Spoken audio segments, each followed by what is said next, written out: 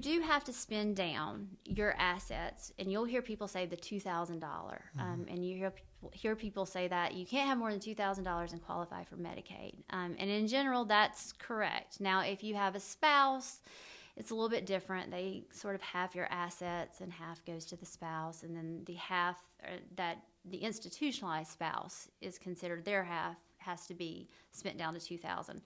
It's not quite that simple, but for purposes of this, we'll say it is. Now, there are certain things you can keep. And when I say keep, I'm going to qualify that. I'm going to say for purposes of qualifying for Medicaid. Now, there's a difference between qualifying for Medicaid and dying owing Medicaid. So for qualifying for Medicaid, you can still own your residence, and you can have equity in it for up to $595,000. Now that number may change. Right. It goes up every once in a while, but right now it's $595,000. You can keep your residence and qualify. Okay. I won't change that up in a minute whenever I say you die owing Medicaid with that residence.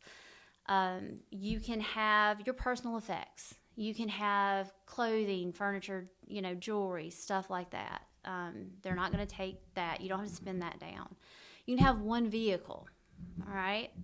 You can have a burial policy or burial contract that's irrevocable. Mm-hmm. You can have insurance contracts that have face values up to $10,000. So what I mean, like cash value. Right. If you could pull out cash value up to $10,000, and I mean total. Mm-hmm. So, nothing over that. Right. You can have certain interest in real estate. So life estates are not countable, and tenancy in common property is not countable so long as it's not with a spouse.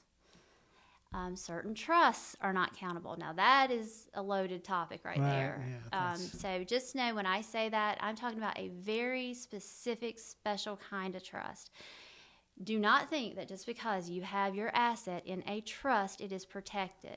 It must be a very, very special Medicaid asset protection kind of trust for it to be protected. Mm-hmm. Not any old vanilla trust will protect it from Medicaid, and that's so important to remember. Mm-hmm.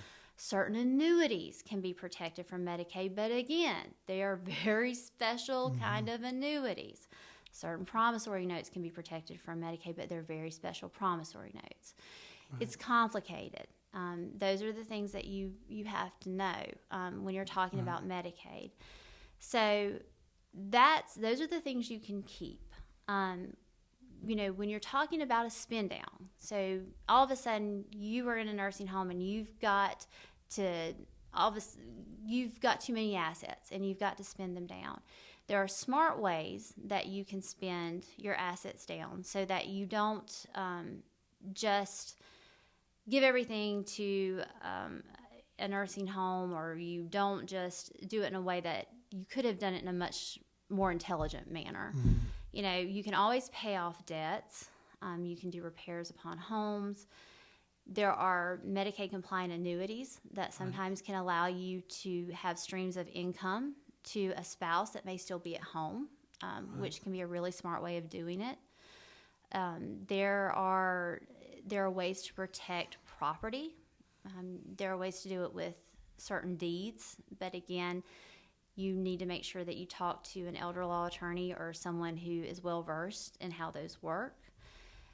There are Medicaid asset protection trusts. They have look-back periods, and in an emergency kind of setting, they typically won't work unless you have a lot of assets, and then you can pay past that look-back period. Okay.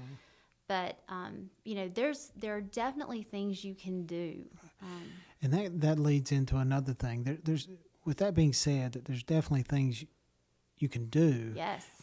What it comes down to is what I'm. All these things you have to sit down and speak with someone like yourself that knows what to carry out your wishes, because you need to plan ahead.